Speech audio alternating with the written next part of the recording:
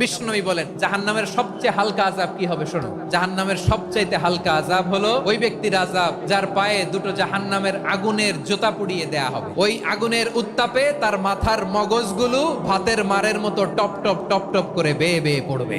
জাহান্নামের অবস্থা এত ভয়ঙ্কর হবে, জাহান্নামের ভেতরে লক্ষ লক্ষ কোটি কোটি কাফির মুশরিককে দেওয়ার পরেও জাহান্নাম বলবে আরো আছে নাকি, আরো দাও, আমার ক্ষুধা নিবারণ হয় নাই। জাহান্নাম এত উত্তপ্ত হবে, জ্বলন্ত হবে, ভয়ঙ্কর হবে, জাহান্নামের এক অংশ আরেক অংশকে খেয়ে ফেলবে। আল্লাহু আকবার।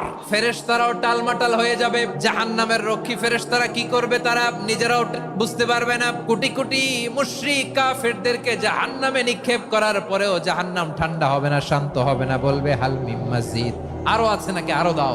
তখন আল্লাহ তাআলার কুদরতি পা জাহান্নামের ভেতরে ঢুকিয়ে দিবেন। দেওয়ার সাথে সাথে জাহান্নাম থেকে আওয়াজ আসবে, কত কত বিইজ্জাতিকা ওয়া বিকদরিক,